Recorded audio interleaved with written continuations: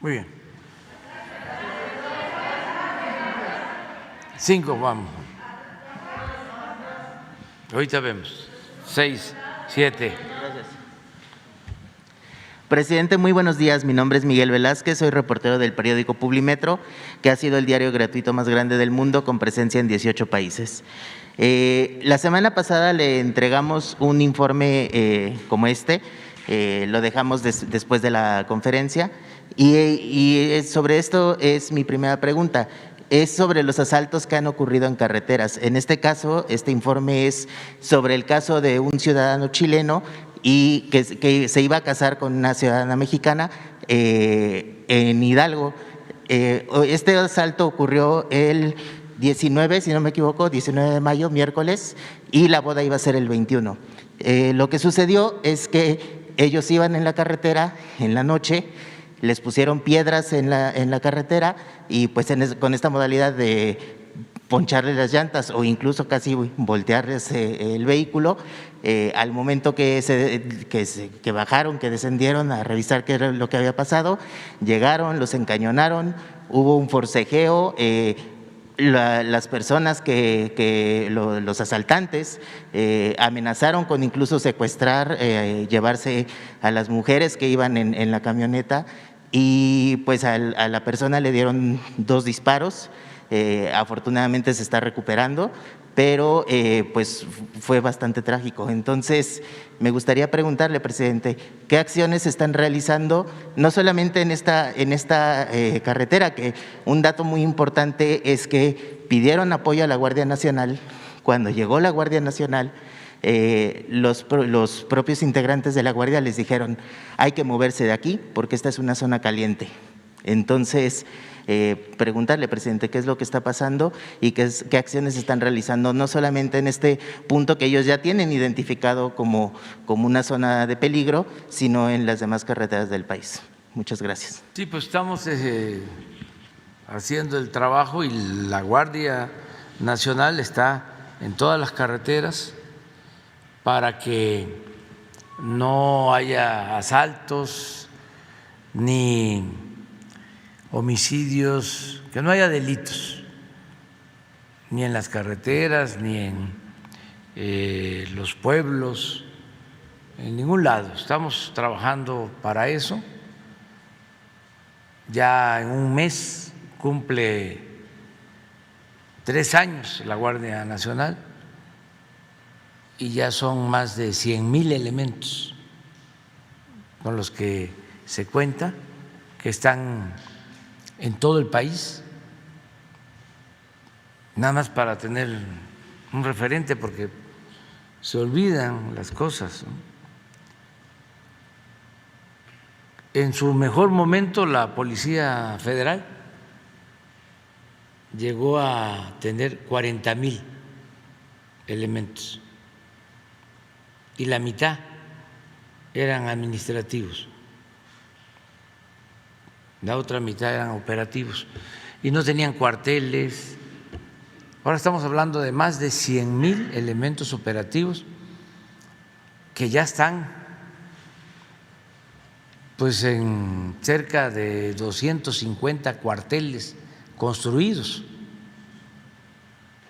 Entonces ya es distinto, hay protección, hay estados en donde suma más la presencia o son más los integrantes de la Secretaría de la Defensa, de Marina y de la Guardia Nacional, encargados de la seguridad pública en ese estado, que el número de policías municipales y del estado. No en todo el país, pero sí ya en varios estados. Entonces estamos trabajando con ese propósito. Déjanos la información. Sí. Y Rosa Isela Rodríguez va a informarles. Sí, con todo el gusto del mundo se lo hago llegar. En este caso en específico, este caso fue bastante comentado en medios de comunicación, no solamente nosotros, se ha difundido durante la semana pasada. ¿Usted tenía conocimiento de este caso más allá del informe, que hay que reconocerlo, se lo entregamos el día que usted salió Sí. de gira, entonces? Sí. ¿Se lo puedo hacer llegar? Muchas gracias, Jesús. Presidente, y en una segunda pregunta, quisiera preguntarle sobre el tema de los créditos a la palabra.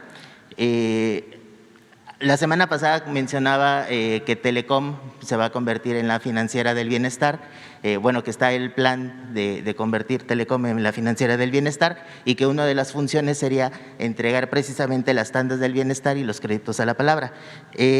En Publimetro, a través de una solicitud de información, obtuvimos datos de cómo se están pagando los créditos a la palabra y de 1,5 millones de créditos que se otorgaron durante 2020 y 2021, tuvimos los siguientes datos, que fue solamente 628 beneficiarios habían cubierto el total del crédito y solamente el 26% habían realizado por lo menos un pago de este crédito.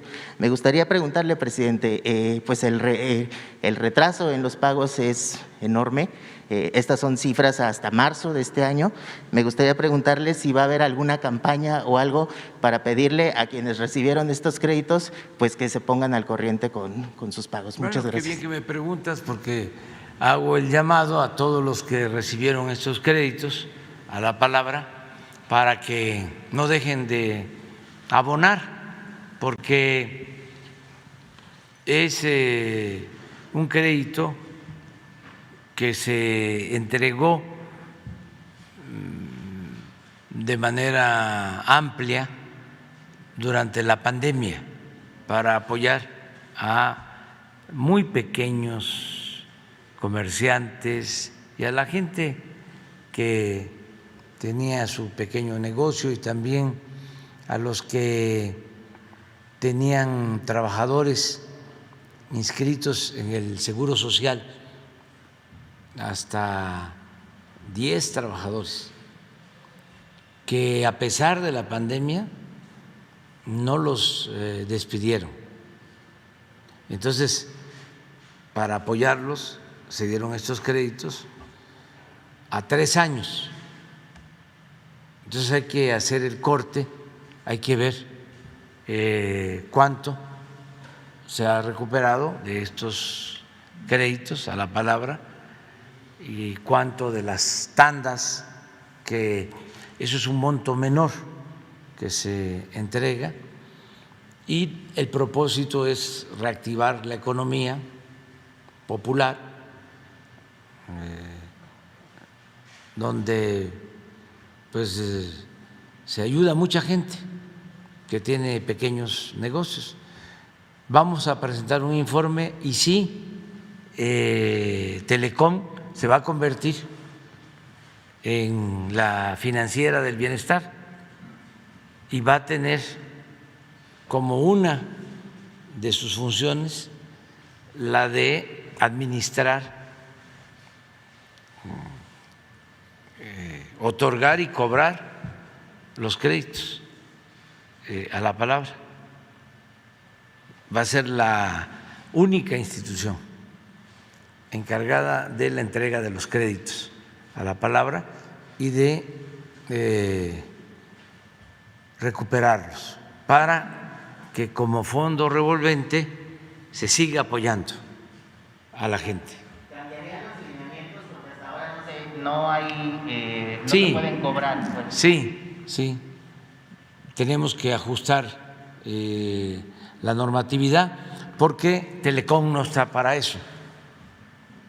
Lo que sucede es que tiene 1,700 oficinas en todo el país.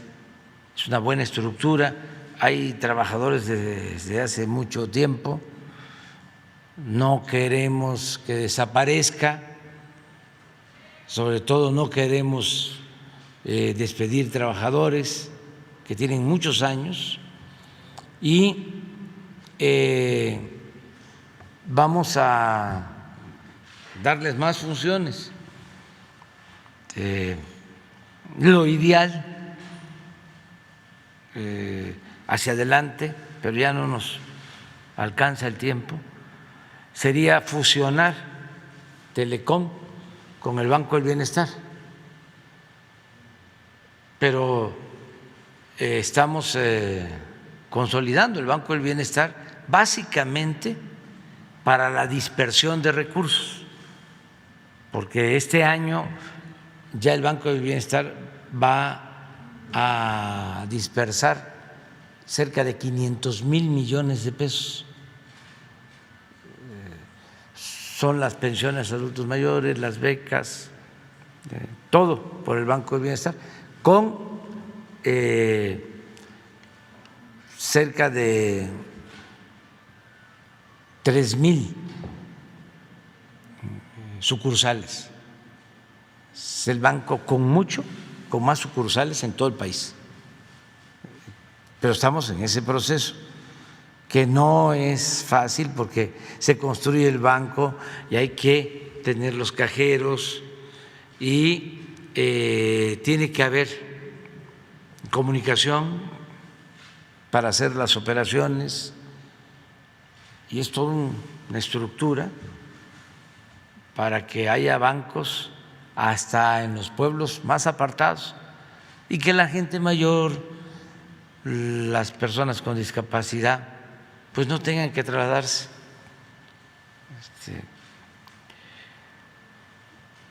con distancias hasta de 3 o 4 o 5 horas, y a veces llegan a una sucursal bancaria y no hay dinero y tienen que regresar, o lo que gastan en moverse. Entonces el Banco del Bienestar va a ser en una primera etapa todo este tiempo, mientras estemos nosotros en el gobierno, para la dispersión de fondos, porque además va a ir creciendo el número, el volumen, la cantidad de dinero que se va a dispersar. Va a llegar hasta cerca de 700,000 millones, lo que va a dispersar el Banco del Bienestar. Entonces, Telecom convertido en financiera para el bienestar va a tener otras funciones, por ejemplo, el ahorro.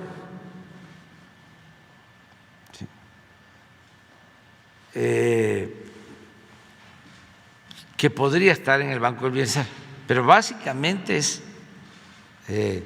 Telecom, para que la gente pueda ahorrar en la financiera del bienestar,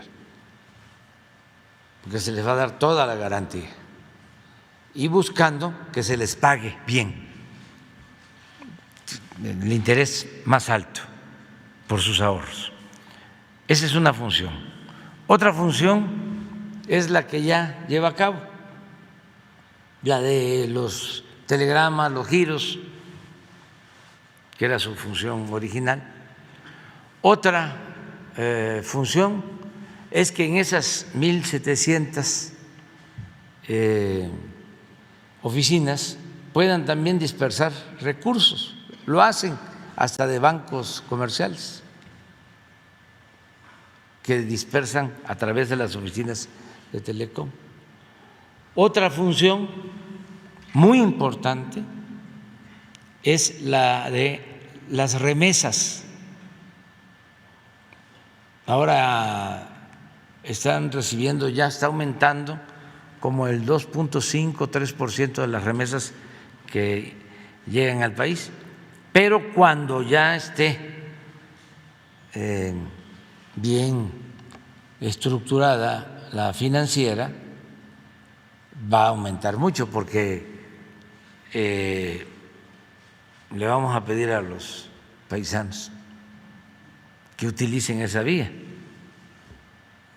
segura y con seguro de que les va a llegar a sus familiares el dinero. Entonces, esa es otra función. Y la de los créditos. lo que tú planteas.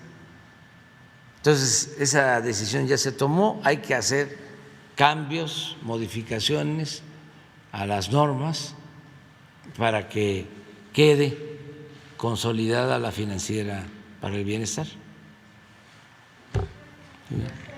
Las dos compañeras de atrás y luego tú.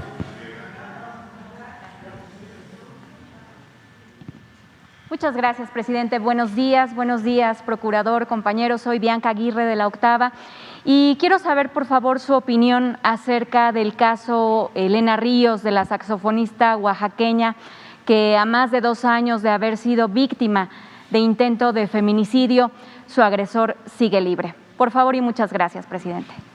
Pues yo voy a pedir que nos informen de su situación.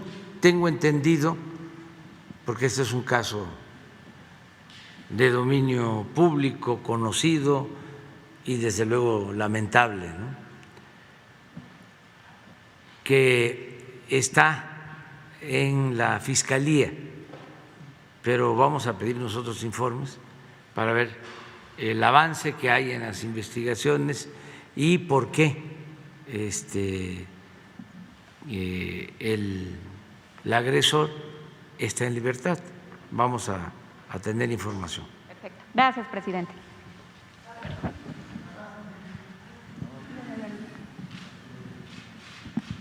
Gracias, presidente. Sandra Aguilera, de Grupo Larsa Comunicaciones. Antes que nada, quiero darle las gracias porque se hizo una mañanera con la parte de biopolímeros que había yo denunciado y que usted amablemente trajo e invitó al doctor Alcocer. Presidente, tenemos una investigación del Poder Judicial y la Judicatura que nombramos inimicus curiae, o enemigos de la Corte, contrastando de manera evidente con la famosa figura amicus curiae. Dicha investigación es similar a lo que sucedió en Colombia con el cártel de la toga. Sin embargo, los daños causados al erario y a las empresas mexicanas son extraordinariamente mayores que en Colombia. De la investigación se derivaron conclusiones que permiten señalar con nombre y apellido a jueces del Poder Judicial y el papel que desempeñan dentro de una red de tipo delincuencial, que por cierto no es exclusiva a un grupo específico de despachos o intereses en sí, sino que sus servicios suelen ofertarse al mejor postor a través de secretarías y proyectistas de los mismos juzgados a los despachos más afines, al que pague más o al que les reditúe más políticamente. Como resultado, podemos citar con pruebas algunos de los ejemplos de quienes operan en este cártel de la toga mexicana. Permítame citarle brevemente solo a 4 de muchos más jueces, que son los protagonistas principales de esta trama.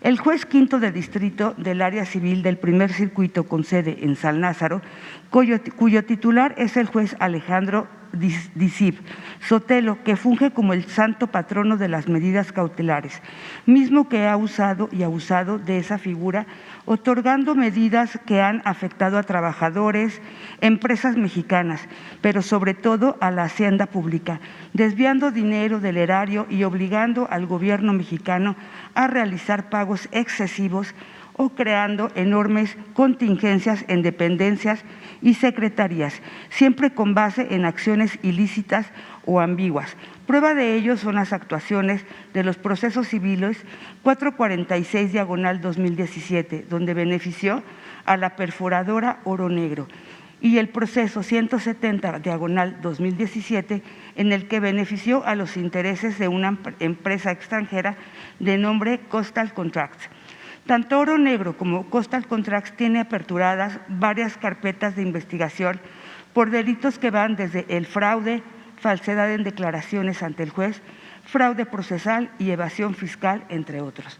Pese a ello, dicho juez quinto no solo ha permitido, sino que ha coadyuvado e impulsado la materialización de estos ilícitos. Otros casos revelados bajo protesta sospechosa y a la sombra de este mismo son los juicios del Cruz Azul y Radiópolis, por citar tan solo otro par de ejemplos.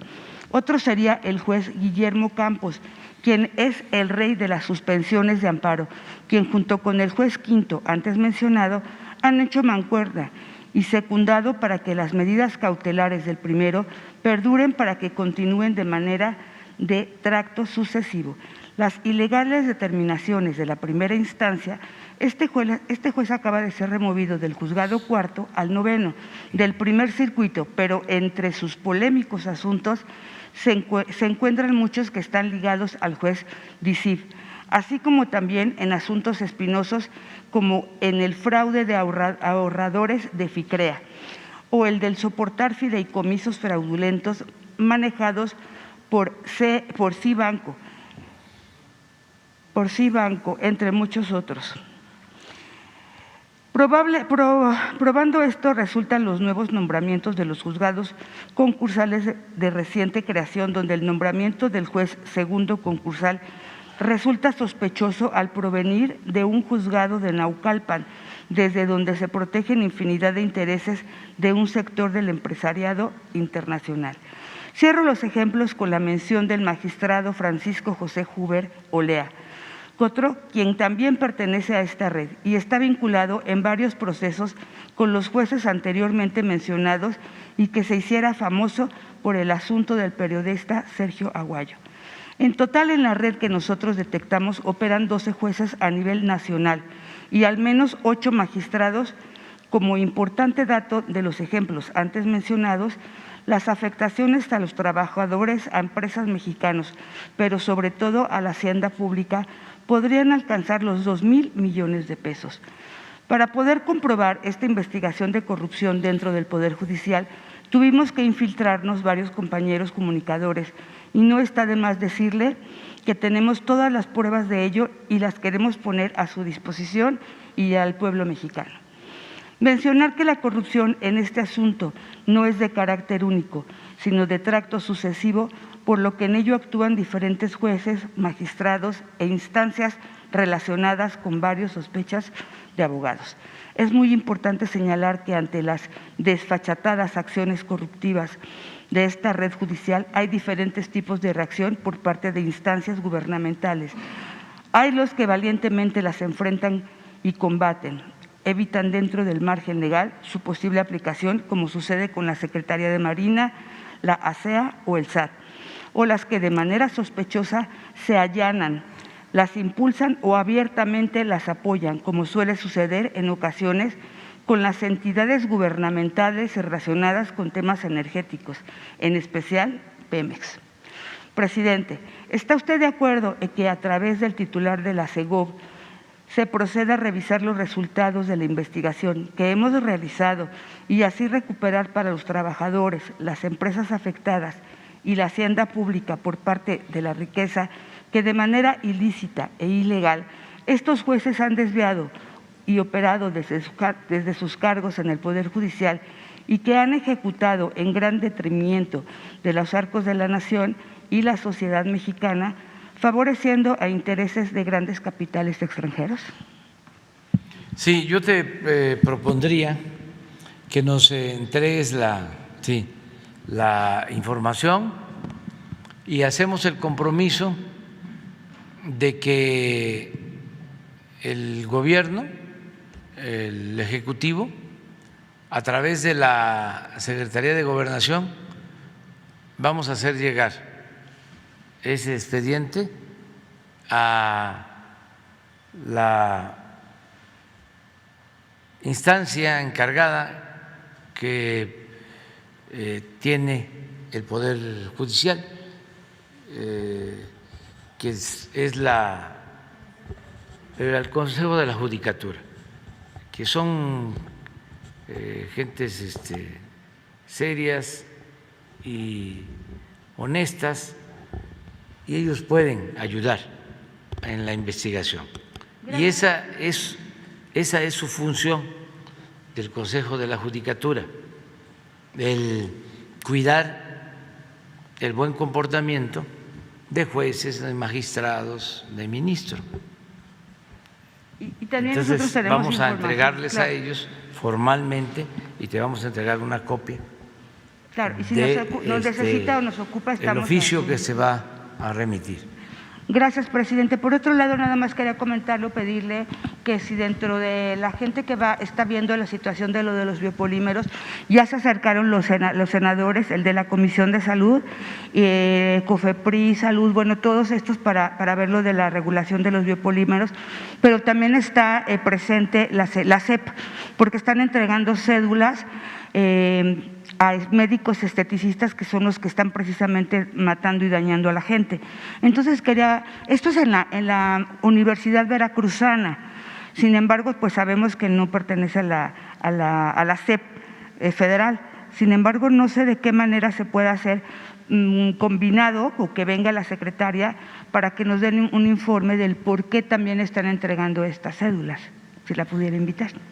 Sí, le vamos a pedir a el doctor Alcocer que le dé seguimiento a todo y que se haga la propuesta o la iniciativa de modificación legal y que las instancias que correspondan, en este caso la SEP, participe, si te parece. O allá también, allá.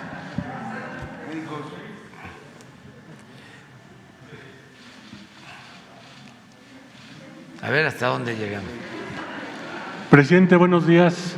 Cristian Bautista del informativo Las Noticias de Chiapas, para comentarle acerca de un grupo de más de 80 trabajadores fiscales del Ministerio Público y personal administrativo de la Fiscalía General del Estado de Chiapas, con más de 35 años de trabajo, quienes desde 2020 solicitaron al fiscal general, licenciado Olaf Gómez Hernández, sus respectivas jubilaciones, y nada más los traen a las vueltas y con falsas promesas. Son personas enfermas, con enfermedades crónicas, y otros que ya no pueden sostenerse sin su derecho a la jubilación y piden su intervención. Desde el 2020 tienen este problema y han venido a Atención Ciudadana y los canalizaron a la Secretaría de Gobernación cuando estaba la licenciada Olga Sánchez Cordero, pero desde ahí no han tenido alguna respuesta, entonces piden su intervención para poder cobrar esas jubilaciones. Lo vamos a hacer, vamos a que entregues la información aquí con Jesús y le voy a pedir al secretario de Gobernación, porque Adán Augusto López Hernández, que él lo vea. El fiscal dice que no hay dinero, que no tiene dinero para pagar esas jubilaciones, y estos trabajadores lo único que quieren es cobrar su derecho. Sí, pero nosotros lo vemos. Cuando se trata de justicia, el dinero no debe ser un obstáculo, no debe de utilizarse como excusa para no cumplir con un derecho de los trabajadores, ni en este caso ni en ningún caso. Se llega a acuerdos, si no tienen todo el dinero, se da una parte y se hace el compromiso de entregar todo en un plazo breve. Hay manera de hacerlo, pero no es posible no pagarle los salarios a los trabajadores o retrasar el pago de salarios o de prestaciones. Eso no es justo. Presidente, entonces vamos a verlo. En una segunda pregunta, presidente, quisiera saber si las tierras que han sido incautadas o decomisadas por la Fiscalía del Estado de Chiapas y por la Fiscalía General de la República a los grupos de la delincuencia organizada podrían ser donados a los indígenas que han sido desplazados por diferentes conflictos sociales, religiosos y sociales, para que puedan recuperar sus viviendas. Es lo que ellos les mandan decir. Los indígenas de Chiapas le piden su intervención para que estos terrenos, estos ranchos que han sido incautados, se les puedan donar a estos indígenas, porque han sido desplazados de sus comunidades y lo único que quieren es una vivienda digna para volverla a reconstruir. Sí, nada más hay que ver qué terrenos se tienen, si ya se terminaron los procesos judiciales y a través del mecanismo de devolverle al pueblo lo robado, se pueden entregar las tierras. Ahora en Chiapas está el Tianguis del Bienestar. Están llevando a las comunidades más pobres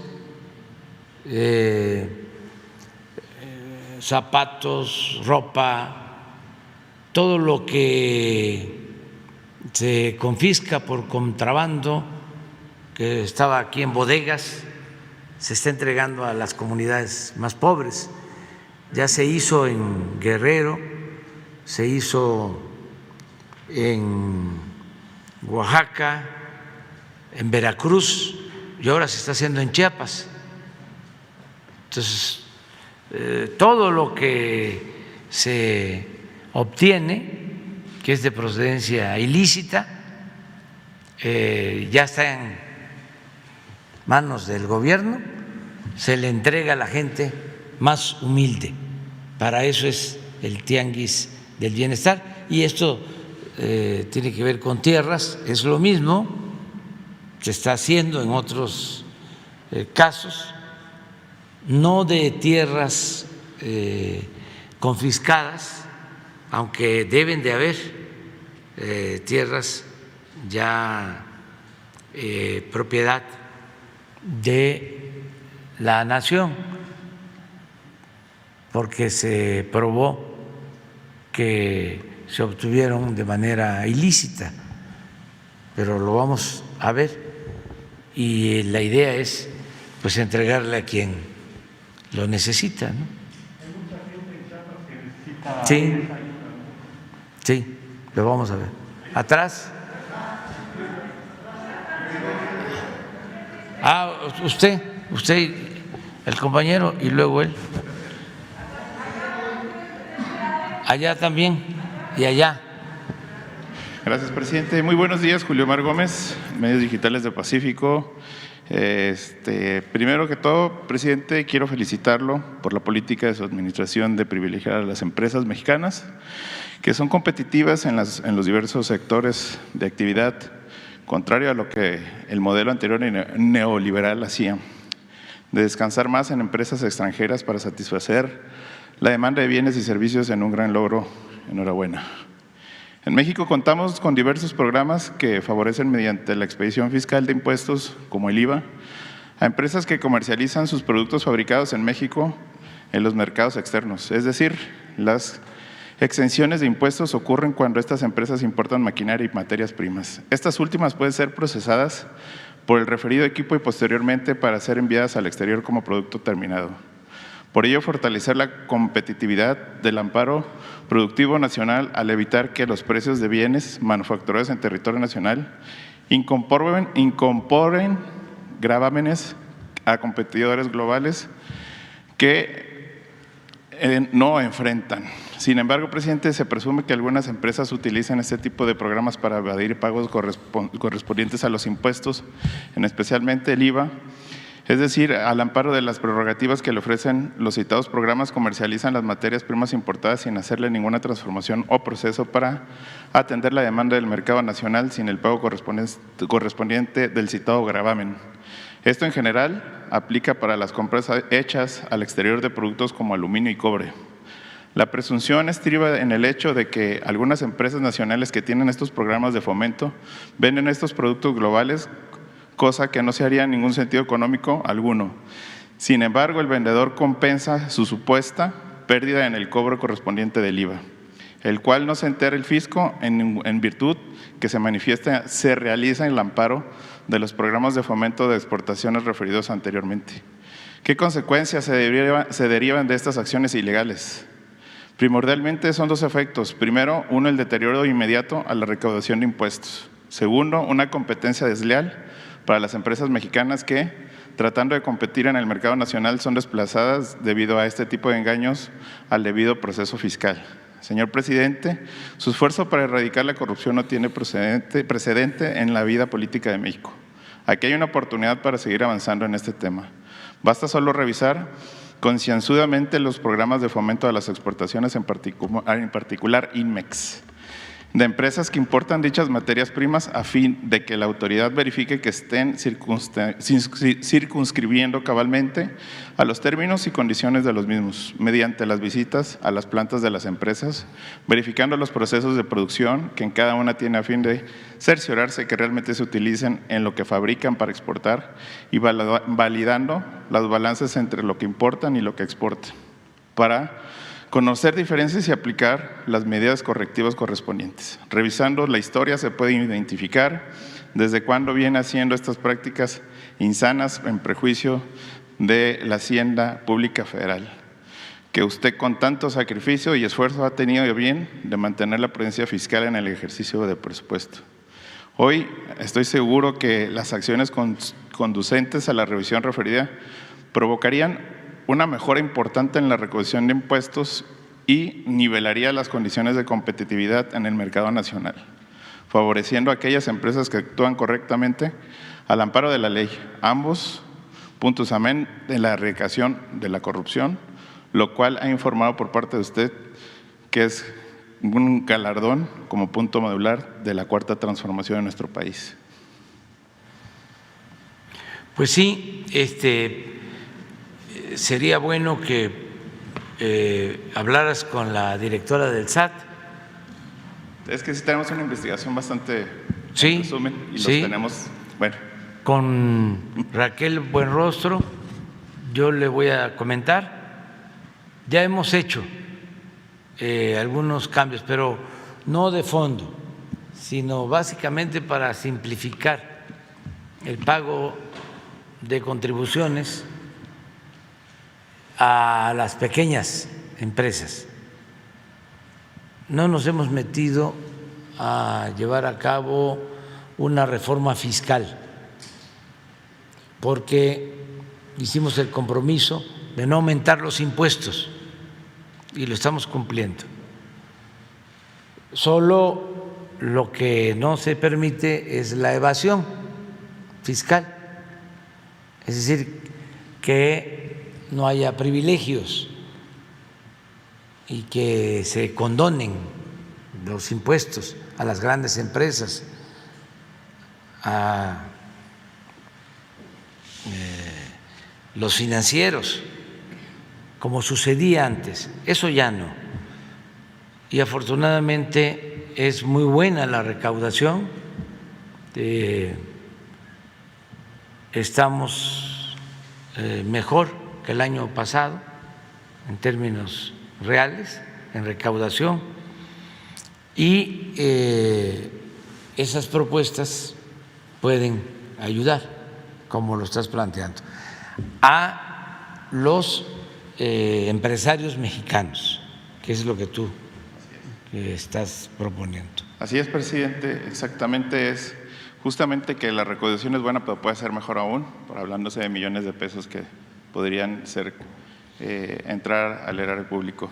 Presidente, tengo una investigación en conjunto con un compañero de Esaú Aguilar, que es un corresponsal junto conmigo de allá del estado de Baja California, de las Californias, porque tenemos pendientes del estado sur y del norte. No es la primera vez que se le envía una solicitud a usted y quiero nada más leer una parte de esta solicitud donde es para usted dirigido, que por medio de usted, que quienes firmen aquí tienen un problema en el ejido Reforma Agraria Integral, enclavado a la delegación municipio del Rosario, hoy municipio de San Quintín, Baja California, en donde le informa que con fecha del 5 de mayo se le envió un correo a solicitud de la intervención de un problema que ha habido en un acuerdo que le tocaría en el 2020. Dicha situación, estamos hablando que ha habido actos de corrupción en este ejido junto con el Tribunal Unitario Agrario, con la Procuraduría Agraria, y volvimos a iniciar este proceso el día 23 de mayo, a donde le hicimos a llegar atención ciudadana, pues de nuevo esta situación que se está dando allá, justamente la falta de justicia, el manejo de que algunas veces, y hoy en día se sigue manejando esta situación donde procuradores, donde servidores públicos, cuando se trata de la tierra siempre quieren un manojo, un pedazo, o quieren beneficiarse de este mismo. Y no hay justicia desde hace mucho tiempo y hay un expediente nuevo con el 87-2021 en el Tribunal Unitario Agrario. A esta desesperación, los ejidatarios, algunos ejidatarios hicieron una toma de las puertas del tribunal. Allá fueron juzgados, fueron sentenciados por parte del Poder Judicial, y en donde justamente en el Poder Judicial, que traigo la situación, no hubo personas que estuvieron presentes y también fueron sentenciados, pero que fueron incómodos ante la visitadora agraria. Y sí es bien importante recalcarle, presidente, que ante esta situación de esta investigación que llevamos con bastante tiempo, hubo contubernio entre el Tribunal Unitario Agrario, entre la Procuraduría Agraria y entre la Procuraduría Estatal de Baja California para ponerse de acuerdo y encarcelar. En este caso hubo como no fueron daños mayores, pues fueron a cambio económico de esta parte. Pero ¿cómo fue tan rápido el Poder Judicial para poder encerrarlos, ponerlos a disposición del Ministerio Público Federal? Eso sí lo tengo aquí en la mano, cómo fueron tan eficaces. Y sí solicitaría a la Comisión Nacional de Derechos Humanos que tuviera bien a investigar esta situación, y también una auditoría por parte solicitada por usted para que se solucione este gran problema que está rezagadísimo. Si no viene una orden de usted, si no viene una orden por parte de la Federación en hacer una auditoría de que tienen cientos de expedientes con 2 licenciados abogados que no se dan abasto, tanto porque me han dicho que, pues, desafortunadamente hay siempre en las tierras, corrupción, y sigue habiendo, porque sí se han dado contestaciones a través de atención ciudadana y sí se han mandado las órdenes, pero las órdenes de allá que vienen, con respuestas para acá hacia usted, no son las debidas.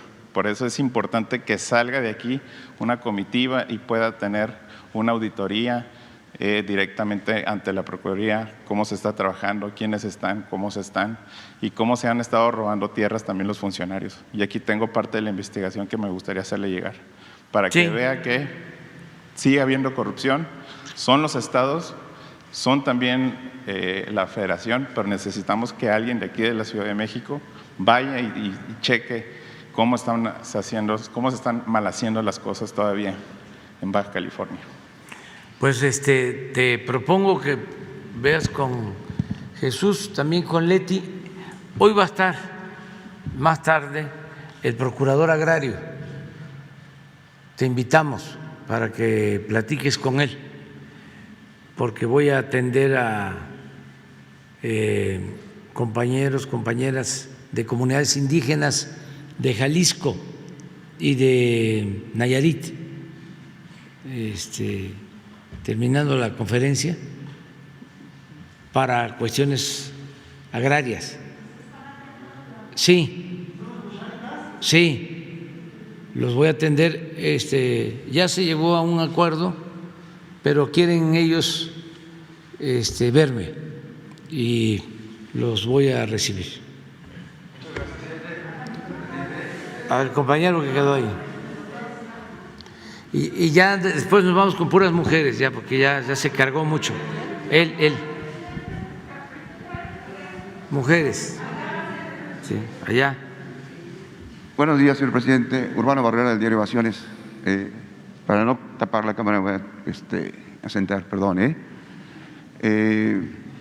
Yo quiero tocar el tema de los médicos, señor presidente. ¿Se acuerda que poco antes de la pandemia le planteaba todo este entramado que tenía el Estado para limitar a los médicos?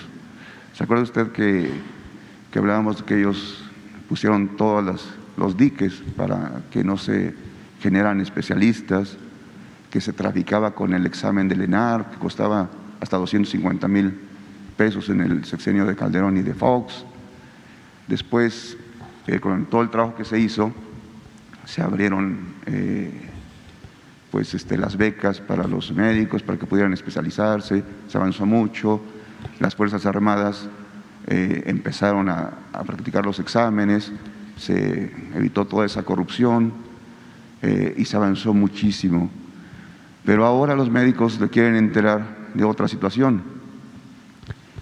Me comentan que ellos sí se pueden salir de su esfera, de donde se forman, que ellos sí tienen visión social, nada más que se enfrentan a un problema. Dicen que además de la falta de infraestructura que está desarrollándose, que el principal problema es la inseguridad.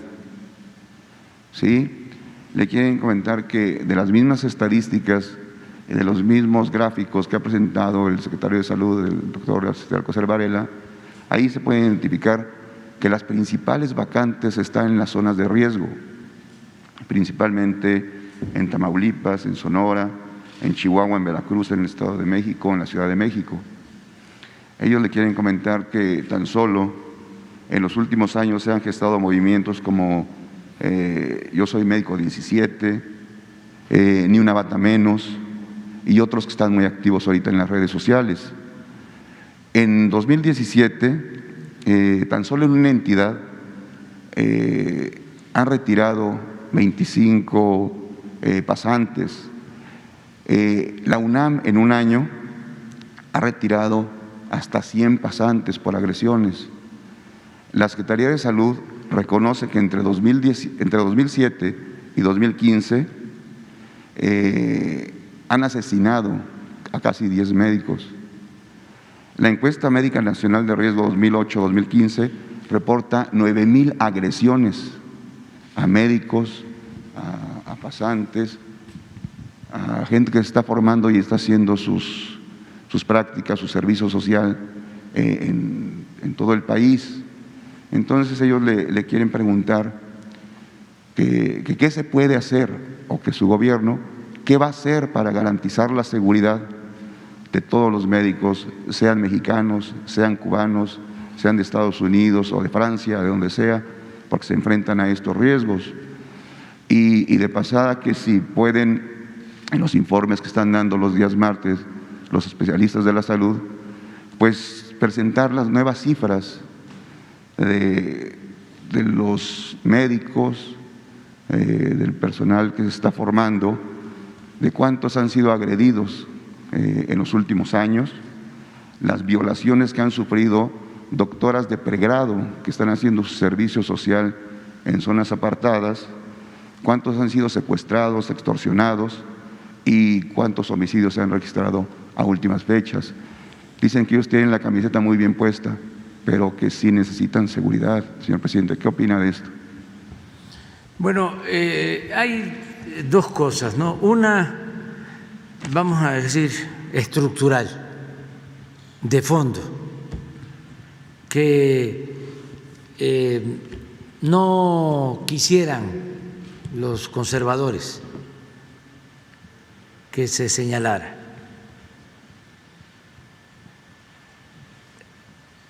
Es el hecho de que no invirtieron en educación pública porque querían privatizar la salud, al igual que la educación. Y que por esa falta de presupuesto y por la corrupción que imperó en el periodo neoliberal, porque sí había presupuesto, pero se lo robaban, se robaban hasta el dinero de las medicinas. El resultado hoy es que no tenemos los médicos que necesita el país. Ese es el salto de la política neoliberal, del régimen corrupto. Eso no les gusta que yo lo diga, pero se puede probar. Le comenté la vez pasada al doctor Alcocer que quería yo más claridad en cuanto al déficit de médicos que hay en el país. Para que el pueblo lo sepa y no se olvide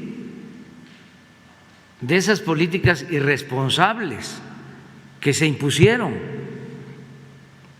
Imagínense rechazar a quienes quieren estudiar.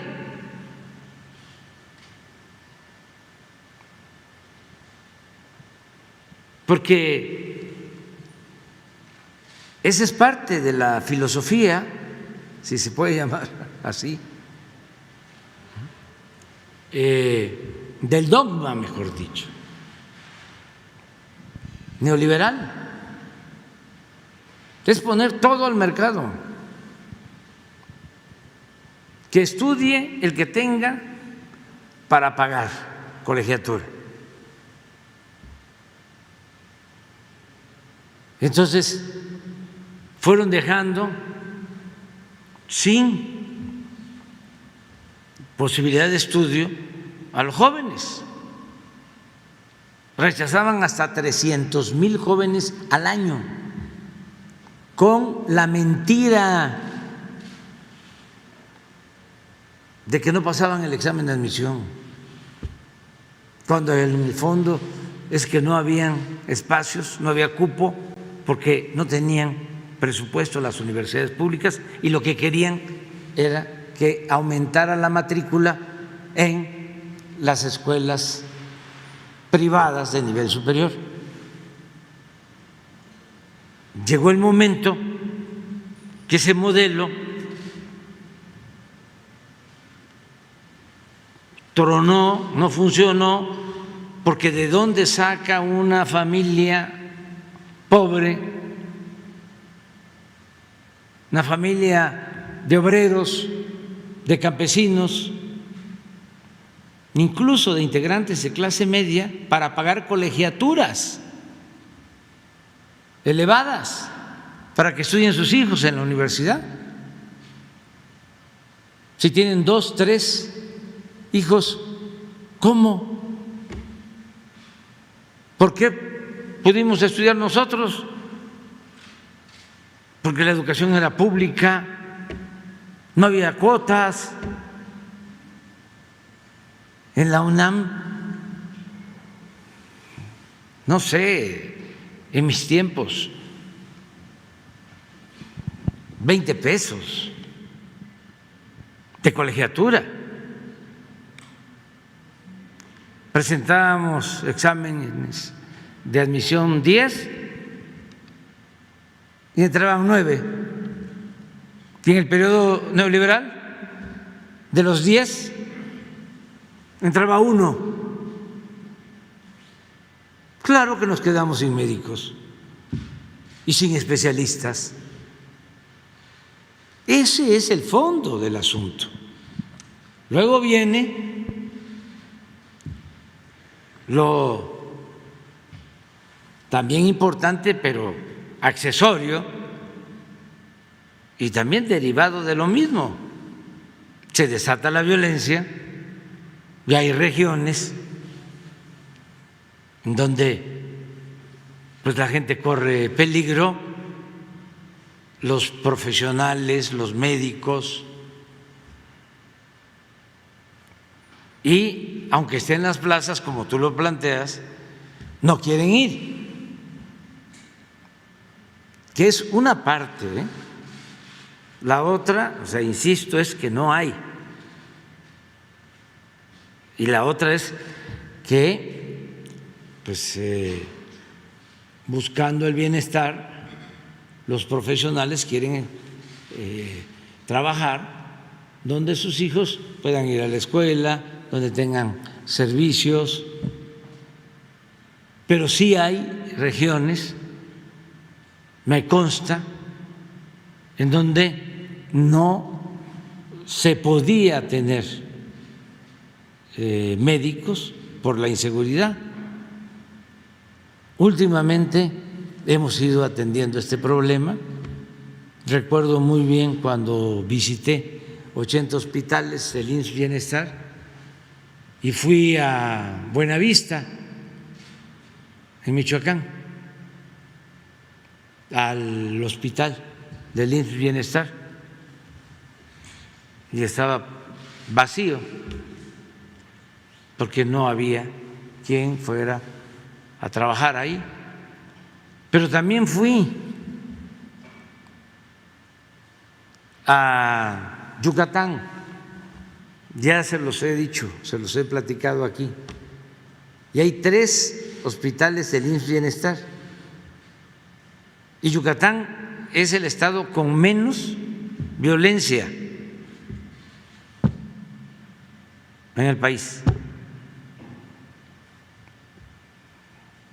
para que no se vayan a enojar conmigo por celos y sentimientos. Bueno, de los que menos violencia tiene. También Campeche no tiene tanta inseguridad. Pero bueno, Yucatán es un estado, vamos a decir, seguro. Podemos verlo, porque para eso son los datos. Y visité los 3 hospitales del IMSS Bienestar de Yucatán, y está comunicado Yucatán, y en ninguno de los 3 había pediatra. Entonces es una serie de factores. Qué bien que planteas el tema, porque aquí todos los martes vamos a estar informando sobre este asunto. Sí, miren, en homicidios dolosos, Yucatán. Es el último reporte. Ay, Campeche, ahí está.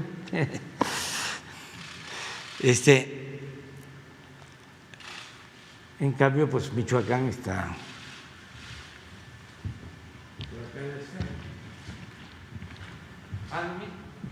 En primer lugar. 1. Te hablaba yo de Buenavista.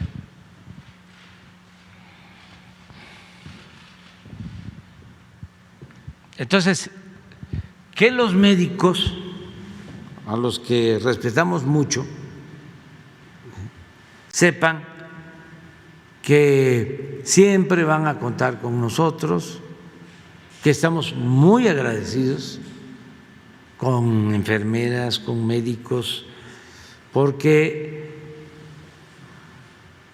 actuaron como héroes, como heroínas durante la pandemia. Y vamos a cumplir el compromiso con ellos de que todos los que estuvieron trabajando y fueron contratados para enfrentar la pandemia, todos van a tener sus bases, sus plazas. Es mi compromiso. Y ya iniciamos.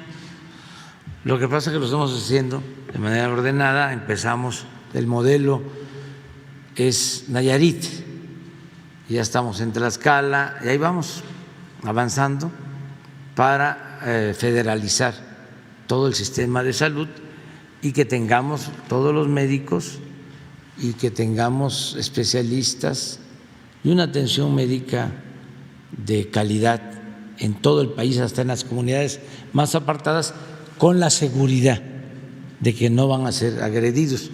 De todas maneras, mañana, que corresponde informar sobre salud, vamos a pedirle al doctor Alcocer que nos informe sobre la violencia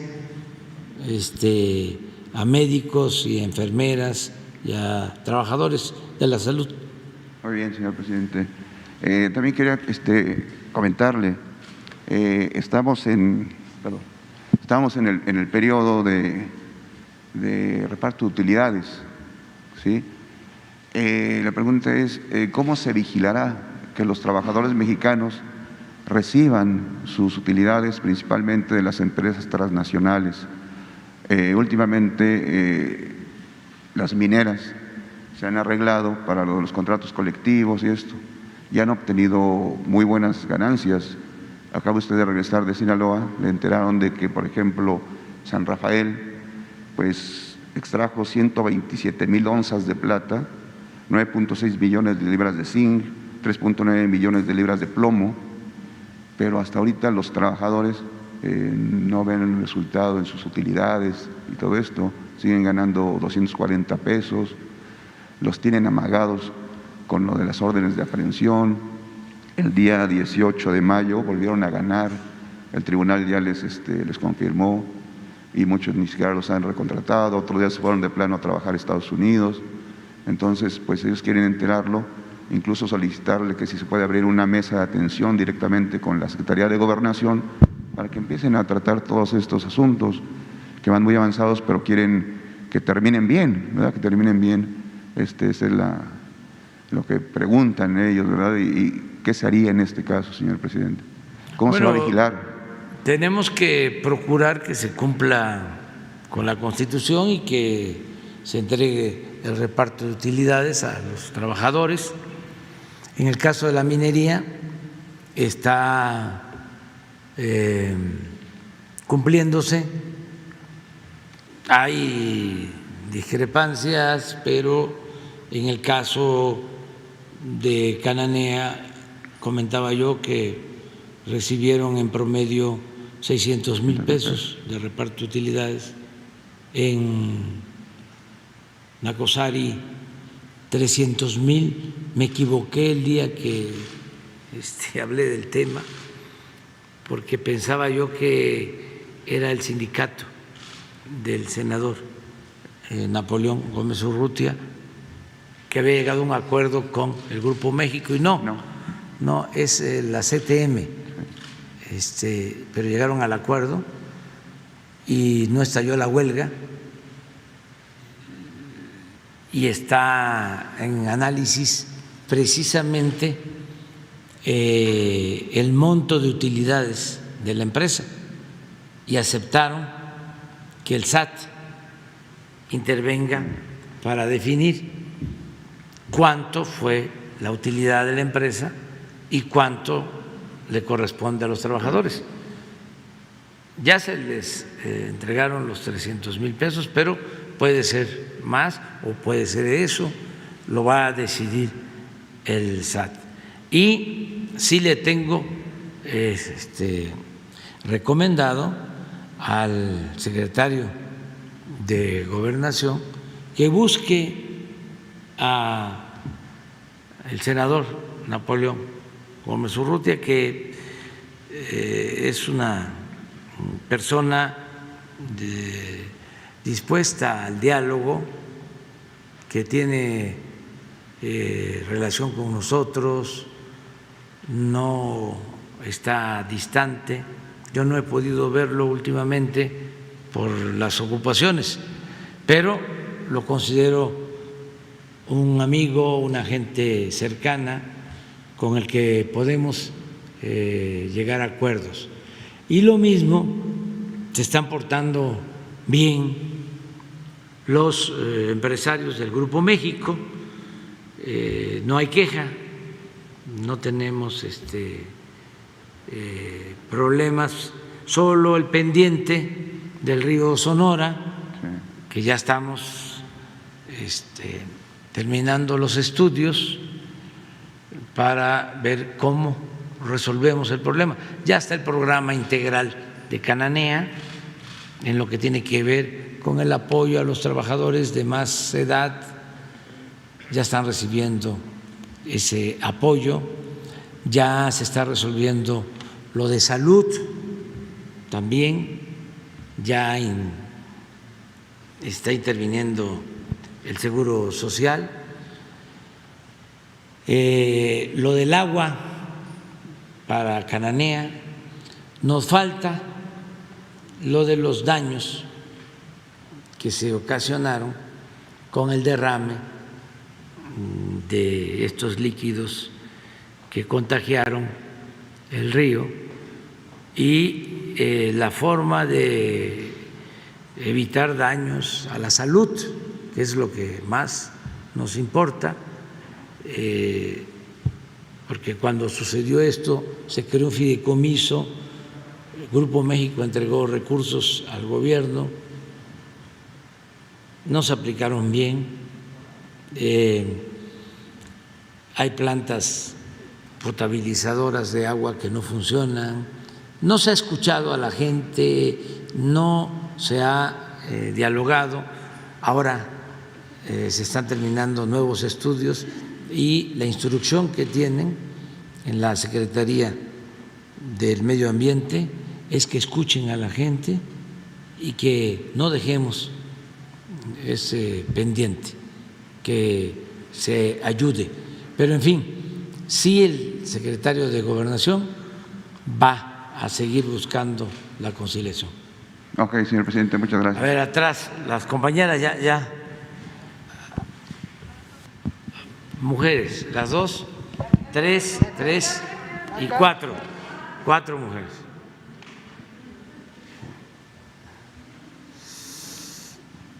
Buenos días, presidente. Erika Ramírez, de la revista Contralínea. Presidente, pues preguntarle si ya se pudieron ver los asuntos relacionados con el tema de los refugios de Rosy Orozco. La semana pasada tuvo oportunidad mi compañera Nancy Flores de estar aquí en la conferencia y le comentó que se iba a solicitar un informe al secretario de Gobernación y a la secretaria de Seguridad para ver en qué instancias se encontraban. La semana pasada también pudimos entrevistar a la fiscal de la Ciudad de México, Ernestina Godoy, quien nos dijo que el asunto era del Fuero Federal. Entonces, saber pues qué información le habrían proporcionado al respecto. Ya tienen el informe y le voy a pedir a Rosa Isela Rodríguez que hoy lo entregue. Así es, ¿verdad, Jesús? Ya tienen el informe y hoy lo entrega. Bien. Rosa Isela. Okay. Se los entrega a ustedes. Gracias, presidente. En una segunda pregunta, en la investigación que seguimos sobre la crisis que se vive en el Tribunal Federal de Justicia Administrativa, que es en donde se resuelven las controversias sobre créditos y devoluciones fiscales, usted tiene razón en que pues parte del conflicto se responde a la sucesión que va a haber el próximo diciembre para tomar la presidencia de este tribunal. Y bueno, el presidente Rafael Ansúrez es quien saldrá del cargo, pero también esto se debe por los abusos allí cometidos por el mismo presidente del tribunal para abrir espacios en la sala superior, y se han abierto también carpetas de investigación en contra de los magistrados en la Procuraduría Fiscal y en la Fiscalía Anticorrupción. Presidente, en Contralínea tuvimos acceso a audios que se han publicado esta semana, que serán publicados esta semana, y también hemos tenido prueba del conflicto que ocurre en este tribunal. Nos gustaría saber si usted ya sabe si el secretario de Gobernación, Adán Augusto López, ya se reunió con los 11 magistrados para saber de fondo qué ocurre en este tribunal tan importante. Sabía que iba a reunirse con ellos, pero no tengo informe de que ya se haya llevado a cabo esa reunión. Hoy le voy a preguntar. Él tiene a su cargo este asunto, cuidando la autonomía de este órgano que no depende del Ejecutivo de manera directa. Entonces, siendo respetuosos de la autonomía de este tribunal, sí, Adán está ayudando en la conciliación. Se puede llegar a acuerdos. Lo que no se puede tolerar es la corrupción. Se puede resolver toda la parte administrativa, política. Lo que no se tolera es la corrupción. Y lo que estamos planteando en todos los casos, si se demuestra que hay corrupción y hay gente en la cárcel,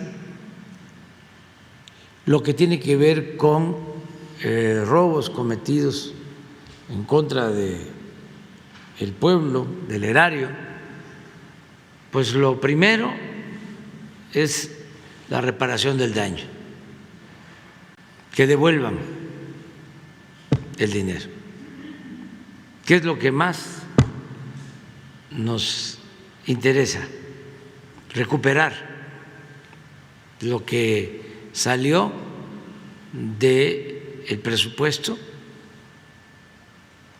y que con esos recursos se puede ayudar a la gente. Primero es eso. Y, desde luego, el castigo. Pero es una atenuante el que reparen el daño. Porque pues antes se robaban el dinero, bueno, se llegaba al colmo de que salían de la cárcel y se les devolvía el dinero. Pero muchísimo.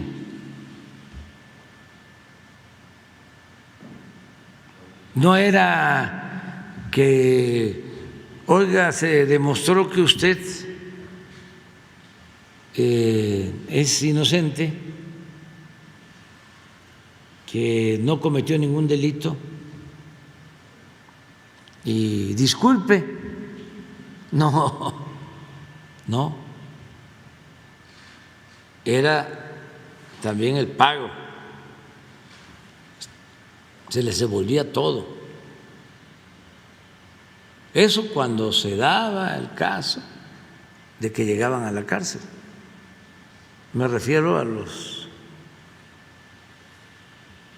potentados. Entonces nosotros lo que buscamos pues es recuperar lo robado y que se sigan los juicios, pero esto ayuda a los que están en la cárcel para que puedan salir. Si no reparan el daño, pues nosotros no podemos desistirnos, porque estaríamos de encubridores. Afortunadamente ya se ha entendido, aceptamos lo de los testigos protegidos, colaboradores, siempre y cuando den información con pruebas y se beneficie el interés público. Entonces ya se está viendo este asunto. Por eso la importancia de la es más que nada, pienso yo, es hipotético, no me corresponde actuar como juez, pero creo que tiene mucho que ver con el acercamiento, con lo de la presidencia, con lo político, como está sucediendo en estos días. Estamos en víspera de elecciones y hay nerviosismos, ¿no? Bien, presidente. Ya para finalizar, presidente, el 3 de mayo de 2019, cuando usted tenía apenas 5 meses de haber asumido la presidencia, la Fiscalía General de la República abrió un expediente por corrupción en contra del líder petrolero Carlos Romero Deschamps. Después, por incompetencia, la carpeta se envió a la Fiscalía Anticorrupción a cargo de la doctora María de la Luz Mijangos y pues después la investigación tuvo una actualización el 17 de marzo de 2020 y en la carpeta se incluyó a 13 familiares directos del ex líder petrolero y 6 empresas vinculadas. Sin embargo, presidente, aún no se consigna el expediente a ningún juzgado y por consecuencia no hay órdenes de aprehensión. La pregunta sería si se actuaría en contra de este líder sindical que se demostró que fue corrupto durante su gestión y si podríamos tener un avance de cómo va la investigación que ya cumplió 3 años. Pues eso tiene que ver con la Fiscalía, le vamos a pedir informes a la Fiscalía si existen las denuncias y en qué estado se encuentran. Yo lo que he estado percibiendo es de que hay una inconformidad que quiero saber si es real o ficticia sobre maltrato a trabajadores, sobre la falta de uniformes, de equipos de los trabajadores, porque lo veo como una campaña, ¿sí? Y quiero saber si es real para que de inmediato se atienda, que los funcionarios de Pemex atiendan esta demanda, porque si no hay sustento, podría ser un mecanismo de presión del sindicato, que esté en su derecho de hacer campañas, ¿no?, en contra de la empresa. Pero quiero saber bien y vamos a estar pendientes. Sobre esta investigación. Sí, qué bien que tratas ese tema. Lo que no se puede ya, aunque haya campañas, es regresar a la venta de plazas, ¿sí?, a permanecer eternamente en la dirección de un sindicato, el que no se tome en cuenta la voluntad de los trabajadores, todo eso que existía. Yo sé que cuesta trabajo la transformación, el cambio, adaptarse al cambio. Lo veo en sectores de clase media que les cuesta mucho aceptar de que es una nueva realidad, aceptar de que el pueblo existe, el pueblo raso, y que tienen los mismos derechos que cualquier otro ciudadano. Les cuesta trabajo, porque para ellos el pueblo no existía y tienen en la cabeza, porque es una mentalidad conservadora que viene de lejos, de que el pueblo es ignorante, que no sabe, que lo manipulan y además que es flojo el pueblo. Así como pensaban los hacendados porfiristas, así siguen pensando ciertos sectores, y no son pocos, siempre lo digo, son millones. El otro día estaba yo viendo una señora que decía que con las pensiones que se entregan a los adultos mayores se les está haciendo flojos O sea, ya no solo a los jóvenes, pues, si se les atiende, se les vuelve flojos, sino también con la pensión a los adultos mayores se les vuelve flojos. Y lo decía con convicción, o sea, segura. Es su pensamiento.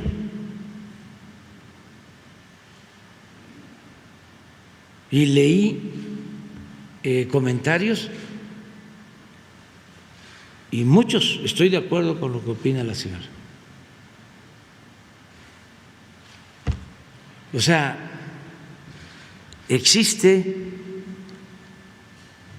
esa forma de pensar y pues es un proceso el que estamos viviendo.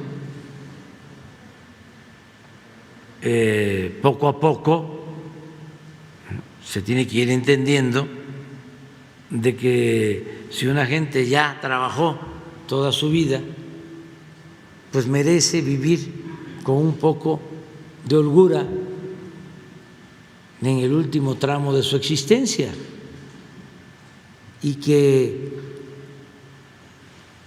en la mayor parte de los países del mundo, sobre todo los más desarrollados, pues se pensiona a los adultos. Existe lo que se llama estado de bienestar.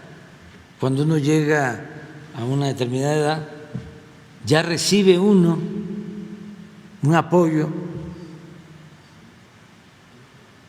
y tiene uno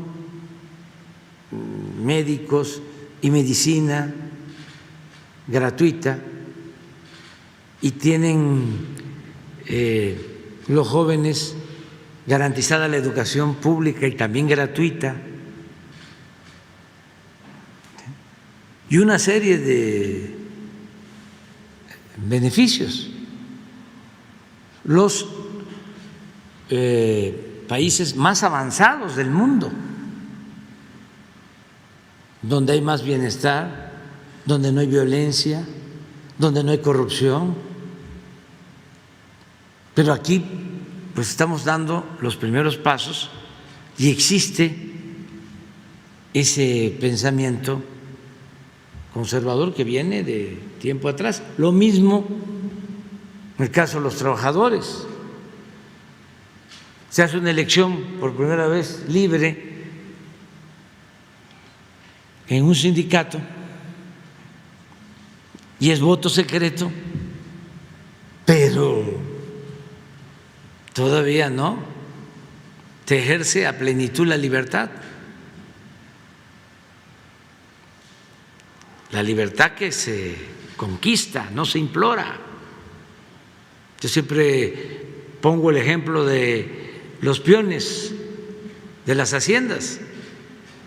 Se habla y se piensa que la esclavitud en México se abolió en 1810. El cura Hidalgo, que era un humanista consumado, proclama la abolición de la esclavitud. Por eso tanto odio contra él.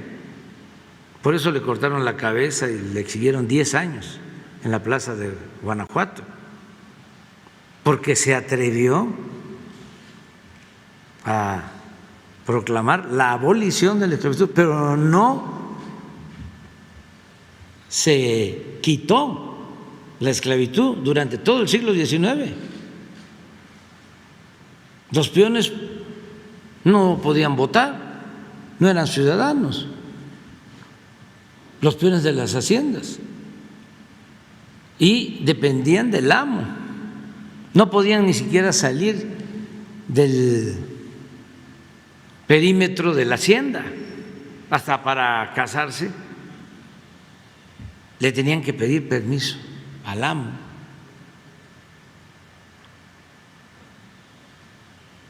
Por eso es importante la revolución del 10, porque con ese movimiento ya en 1914, 100 años después de la abolición, de la proclamación de la abolición de la esclavitud. Ya son libres los peones, pero llegaban los revolucionarios a las haciendas y les decían, ya son libres, y los peones, en vez de alegrarse, se ponían a llorar, porque por siglos habían trabajado como esclavos y ahí estaban enterrados en las haciendas sus padres, abuelos, bisabuelos, tatarabuelos. Tuvo que pasar un tiempo para que la gente empezara a actuar con libertad. Es lo mismo, no es poca cosa el predominio de un régimen autoritario, antidemocrático, además con el añadido de la política neoliberal que caló hondo. Son 36 años, más que el porfiriato. Entonces, va a llevar tiempo. Yo estoy muy contento porque la gente ya está despertando, muy consciente. Nuestros adversarios no quieren cambiar, quieren que la realidad se ajuste a su manera de pensar. Pues no, hay que tomar en cuenta que las cosas ya cambiaron. Lo veo desde luego en los medios, ¿no? Vamos a hacer una gira allá a Chihuahua y a Sinaloa. Fuimos y un escándalo, ¿no?, por un retén. Esa era la nota principal. Y difundir de que hay acuerdos con la delincuencia. Pues no, tuve que decir que yo no era Calderón, porque no soy Calderón. Él pactó con la delincuencia y él tenía a García Luna de jefe de seguridad pública y él, en vez de atender las causas que originan la violencia, declaró una guerra. No somos lo mismo. Y él permitió de que hubieran masacres. Pero los muy cretinos, conservadores, piensan que es lo mismo.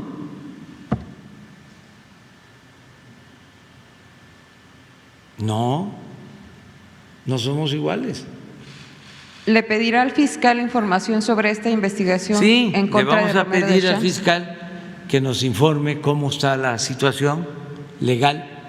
Lo vamos a hacer a través de la Secretaría de Gobernación, si te parece. Gracias, presidente. Buenos días a todos.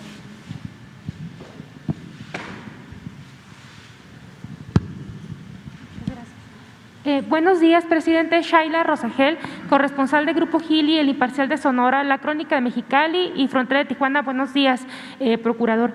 La primera pregunta, presidente, es ¿cuándo va a dar a conocer su resolución sobre asistir o no a la Cumbre de las Américas? Porque ya está en puerta, ya falta poquito, y si se va a esperar usted a que le den una respuesta a su proposición de Estados Unidos, una respuesta formal, o va a dar su postura, si va a ir o no ir, debido a que ya está cerca el evento.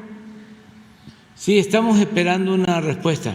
Entendemos que el presidente Biden está ocupado y preocupado por lo sucedido en Texas con el asesinato de los niños, de los jóvenes. Y eso lo tiene atareado, y vuelvo a decirlo, estoy seguro que preocupado, porque es una gente buena y sí es un asunto que debe de atenderse, porque son posturas completamente opuestas. Nuestros adversarios que hablan de que en México hay polarización, no,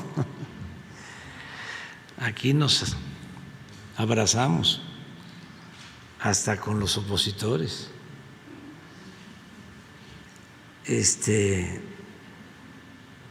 Aquí es otra cosa. Allá sí me preocupa la polarización que existe, por ejemplo, en estos casos. Una postura para que se regularice el uso de las armas, control de las armas. Y el otro extremo, que se arme a los maestros y a todo el personal de las escuelas.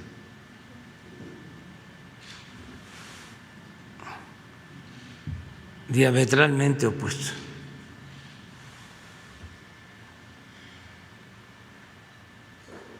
Entonces, yo creo que por esta circunstancia el presidente Biden no ha podido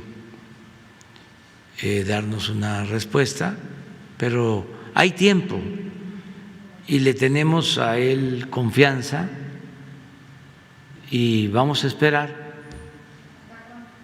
Y ya está pues muy claro, si se invita a todos los países, yo voy a asistir a la cumbre.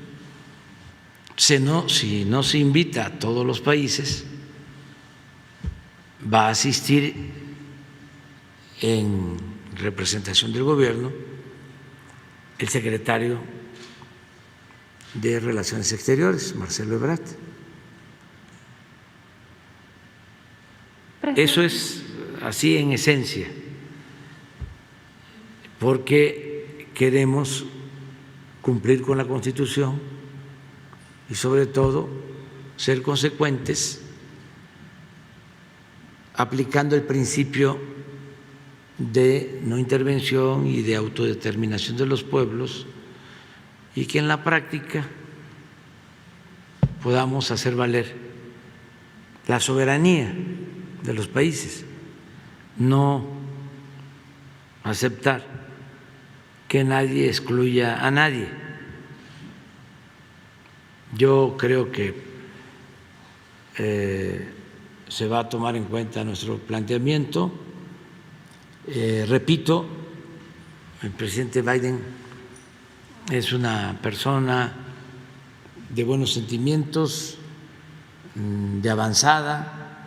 Sé también que está sometido a fuertes presiones, pero cuando hay que decidir entre eficacia política y principios, debe uno siempre inclinarse por los principios, porque si no, ¿qué somos? Vamos a estar zigzagueando,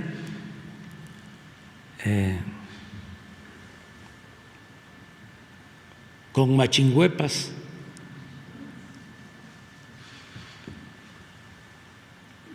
porque se van a enojar los conservadores. Ay, nanita.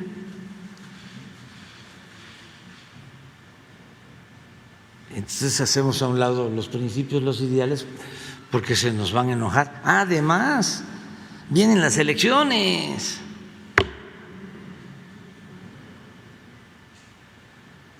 No. Se tienen que tener ideales, se tienen que tener principios. No al pragmatismo ramplón, no a la sinrazón de las minorías que quieren mantener hegemonía con dogmas ideológicos o de cualquier tipo. ¿Y por qué no se piensa en los pueblos? ¿Por qué no se piensa en la gente? Que los grupos de las élites políticas, económicas, son los que van a seguir dominando, como si lo estuviesen haciendo muy bien.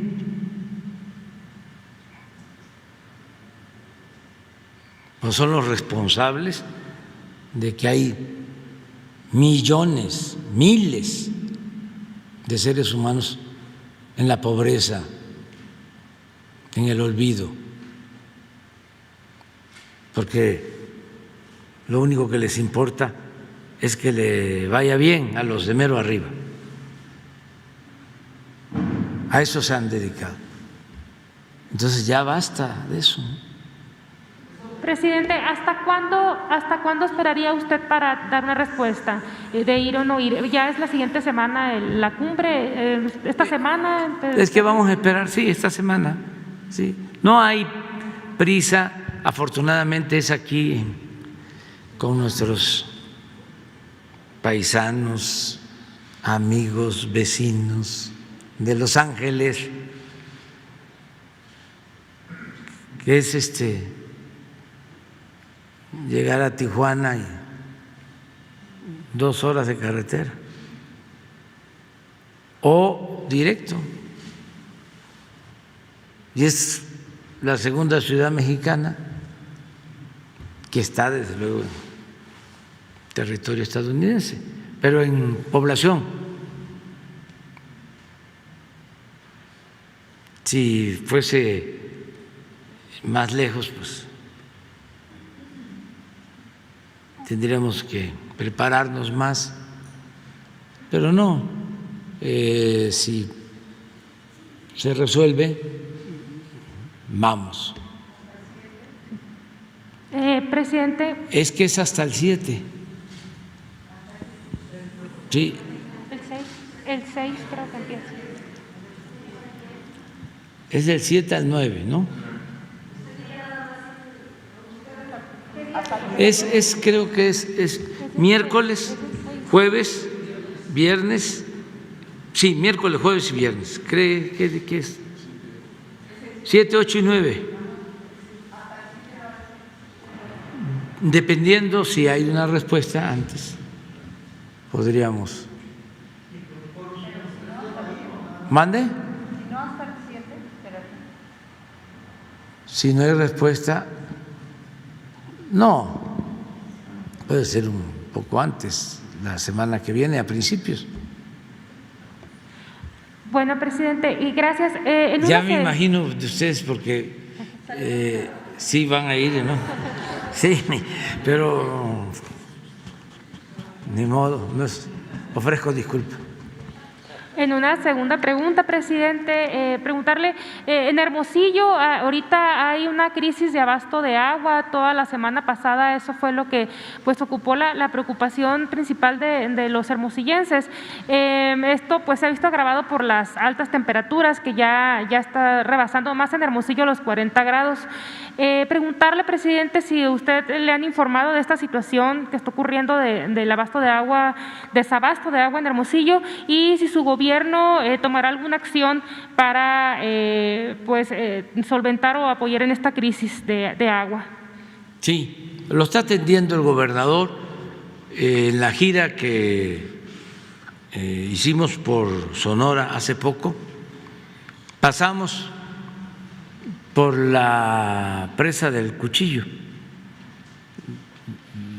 donde se construyó el acueducto, y él me manifestó de una obra complementaria que están haciendo para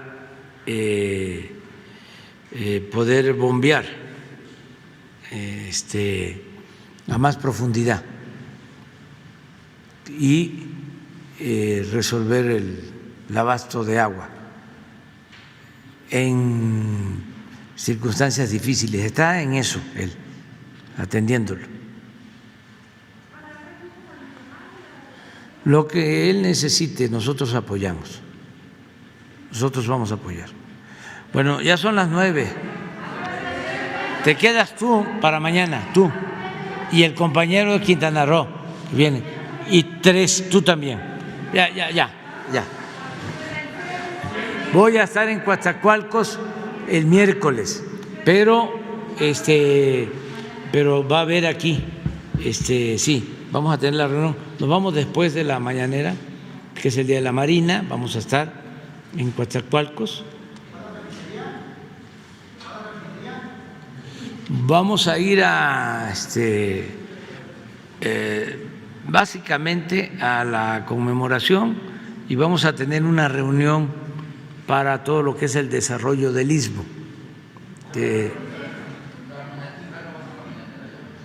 No. Creo que vamos a hacer aquí y nos vamos terminando. Es el miércoles, ¿no? Y regresamos, sí. Vamos y regresamos. Y el fin de semana vamos a estar en Yucatán, en Campeche, en Chiapas y en Tabasco. Vamos a recorrer el tramo del Tren Maya sin ir a Quintana Roo en esta ocasión, por las elecciones. ¿Es cerrada la supervisión? Sí, no, es supervisión, pero de todas maneras no vamos a ir a Quintana Roo.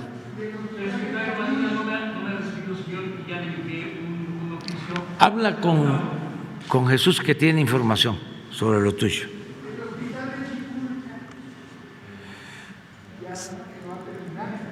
Lo de Ticul ya se arregló para que se reinicie la construcción, porque es un hospital que quedó a medias, en obra negra, emproblemado, pero ya se arregló y ya el Seguro Social se va a hacer cargo de terminarlo. Qué bien que te acordaste para que yo pida informe de cómo vamos. Muy bien, hasta luego.